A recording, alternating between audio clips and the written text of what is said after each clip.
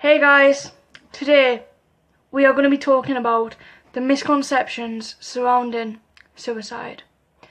Now, I just want to say before I start this video that if you or someone you know is feeling suicidal, please talk to someone that you trust, whether that's going to be your parent, a teacher, a school counsellor, however it is. Talk to them about how you're feeling so that they can get you help or they can guide you to who can help. Now, what I want you to do, if you feel like you're an immediate threat to yourself, please stop this video and call the nearest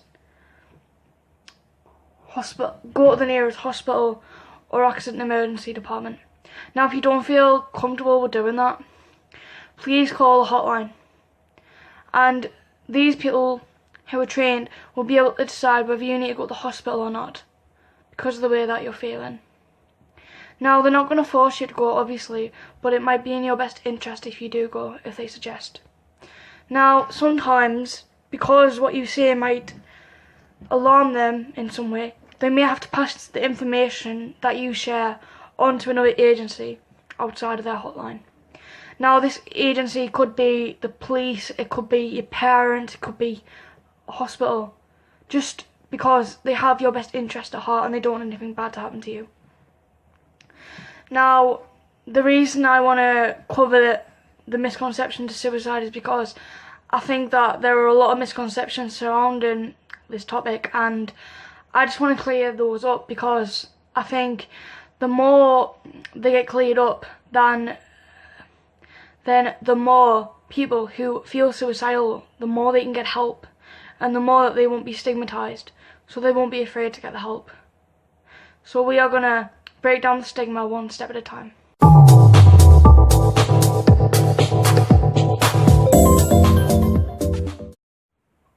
Almost all who have attempted or committed suicide have given some kind of clue or warning sign. Do not ignore suicidal threats, because they could hide serious suicidal feelings. No matter if they're said casually or as a joke, don't ignore statements like, "You'll be sorry when I'm dead." Instead of leaving it, talk to them about how they feel, because that's one of the best things you can do. And if it turns out they are feeling suicidal, offer to help them get the help they need, or guide them to who can help.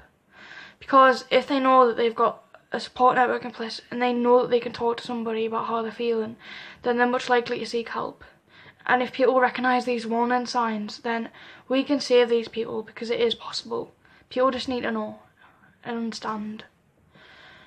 But one fact is that people who talk about committing suicide are more likely to actually do it.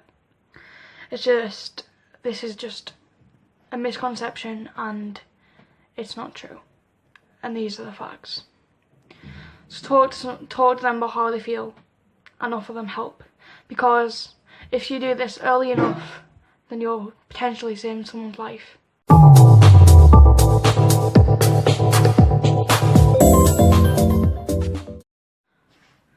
Most suicidal people aren't psychotic or insane. They may be dealing with a loss of a loved one, they may feel depressed, among other reasons. Now, emotional pain and distress aren't signs of psychosis, they're signs of mental illness, and there is a difference. Psychosis is a complex brain condition which affects how a person interprets reality, and they have an external loss of touch with reality, which can affect the way that a person thinks and behaves, and it can cause hallucinations, delusions, and sometimes violence. Now, mental illness, on the other hand, is a condition which affects the way a person thinks and someone's behaviour patterns, and sometimes chemicals in the brain, but it's not the same as psychosis. There is a difference.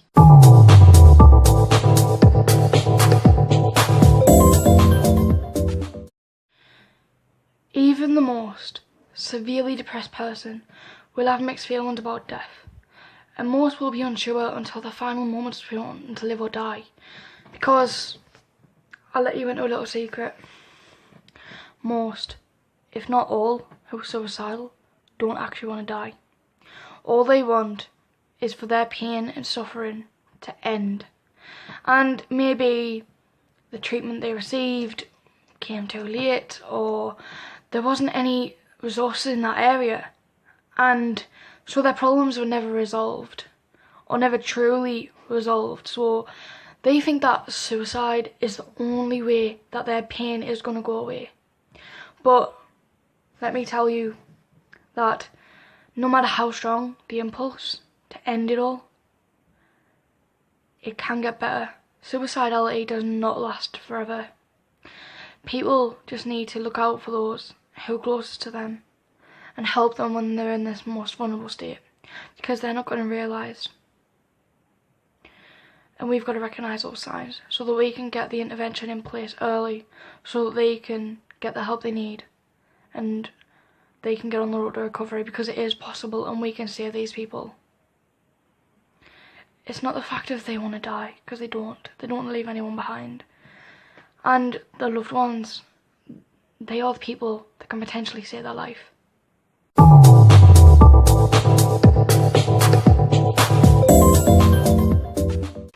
Most, if not all, who commit suicide will have sought out medical help, and most will have been seen by a medical professional.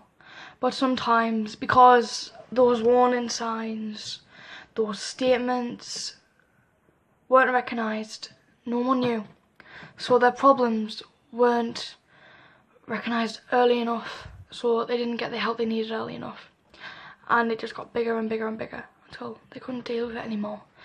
And if they eventually did get the help, it was too late, because the help maybe wasn't intense enough, the care wasn't a high level, and they didn't think of it as a medical emergency like it should be thought of.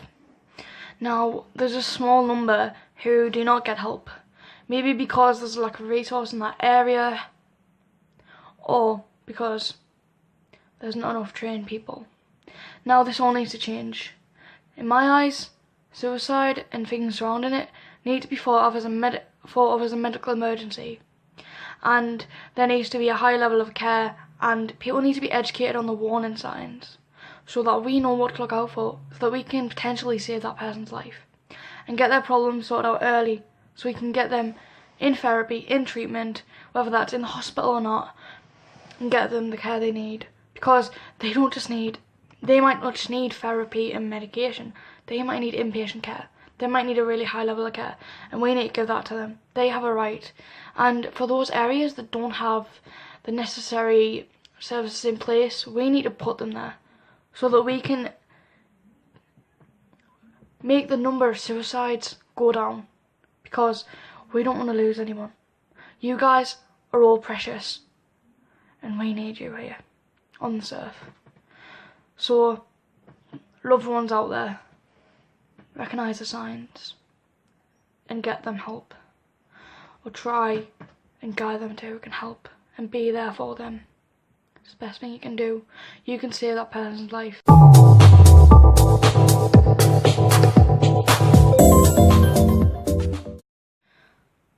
I know you might have heard that bringing up suicide to a suicidal person, you shouldn't do it.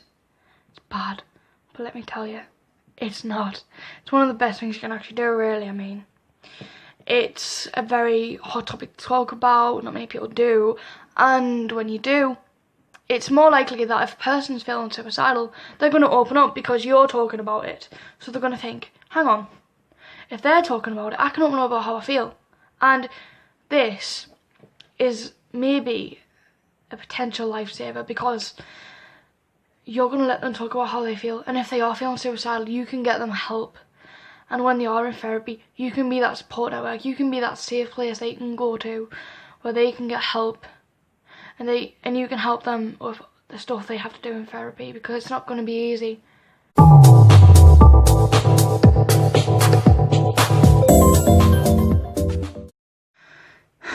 So, you think that saying to someone who's suicidal, just do it!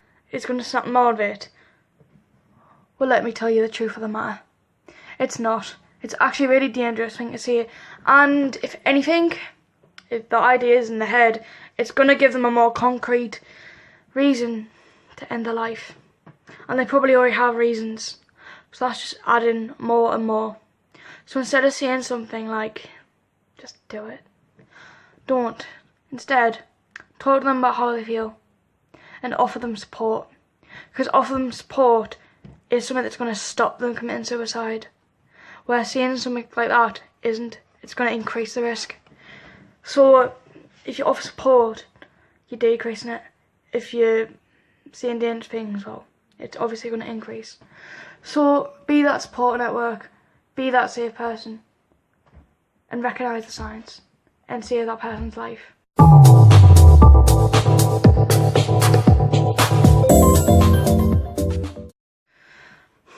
So you've heard that those who are suicidal, right, just want to die, right?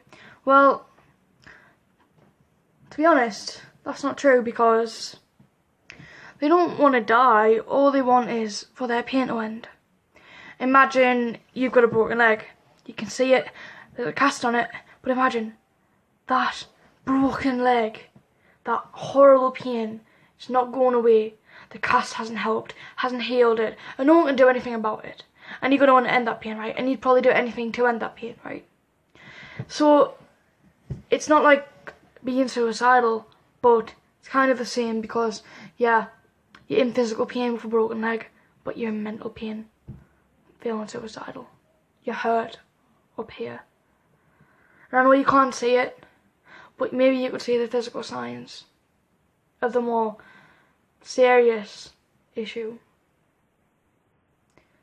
So you need to recognise the signs, because they don't want to die, they don't want to leave anyone behind.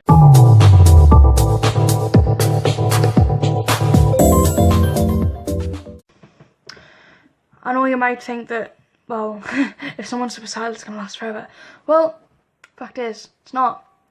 Because the longer you leave it and the longer people don't recognise the signs, the longer it's going to last and the worse it can get. But if you recognise the warning signs and you recognise that this person needs help and you guide them who can help, or you get them help, it's not going to last long. And if it's a high level of care and a good treatment plan and just very intense treatment, then, you know, it's not going to last very long at all. And they are going to be on the road to recovery very quickly. So, the fact is, it doesn't last forever. It can go away if we get the right help in place and the right treatment plans. And we can save that person's life.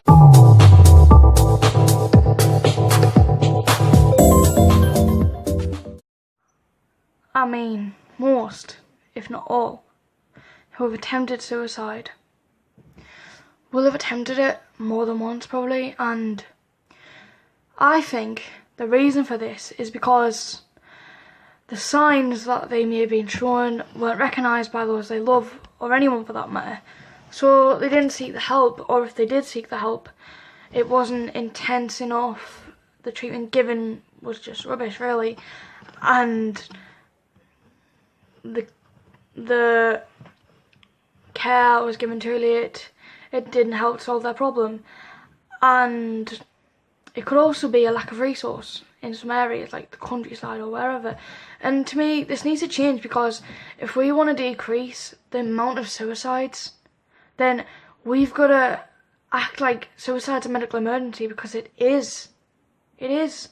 It might be a mental health problem, but it's serious. Because someone's considering taking their own life, and that is serious to me. Anything surrounding suicide is serious. People need help for that.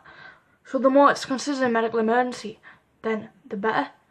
Because I think if it's considered a medical emergency, then the more help is going to be put in place and the more services.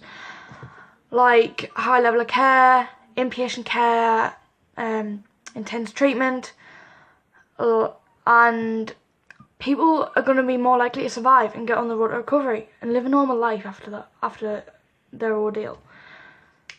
It can be possible, and if we recognise the signs and symptoms, we can save someone's life.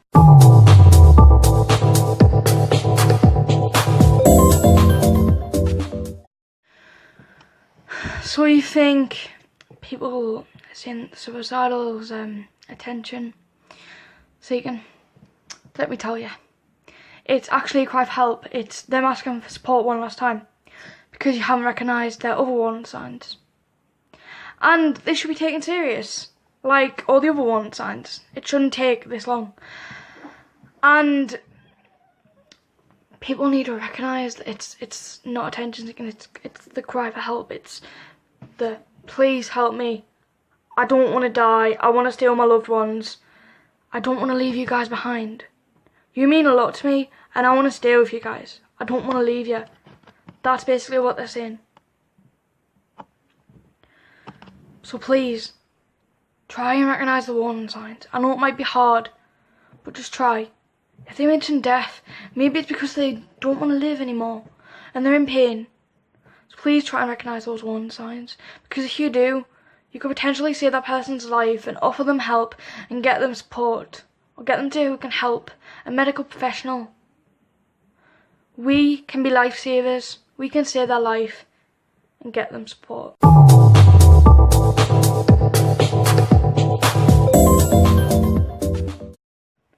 So, you think it's okay to say to someone who's suicidal that, oh, you're selfish, you.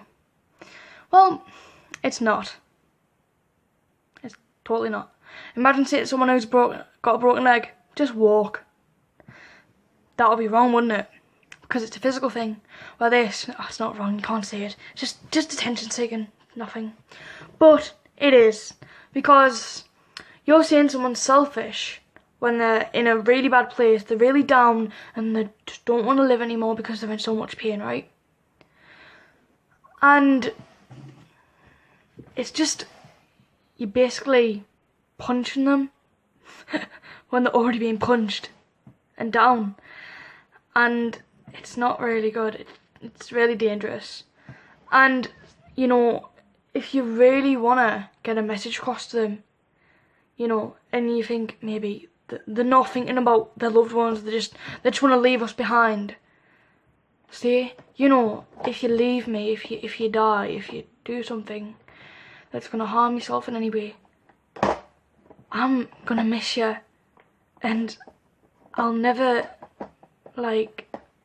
get over it. Now, this is direct and it's exactly what you want to say. Or, if you really want to say something, just say, think about me. Think about us. But I need to tell you something. You might not think this, but they are thinking about you. Because right now, if they're still alive, then there's something stopping them. There's things stopping them, and I bet one of those things is their family, because they don't want to leave you behind. They want to get the help. That's why they've been gripping on for so long and giving you all these warning signs, because they don't want to die. They want to get their pain to end, and they think it's the only way, but it's not. So you guys, as family members, need to try and recognise those warning signs, because they don't want to leave you guys behind. They really don't, and you need to recognise them so you can save your loved one's life.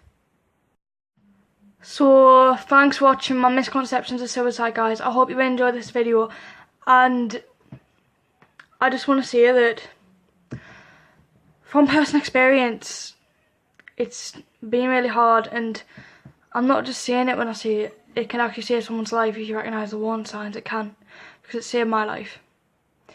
Now, I was suicidal at the start of this year, and it was really bad, and I just couldn't do it anymore. Basically, I was just so much in pain mentally that I was just worn out, and I thought it was the only way, but it's not, I figured.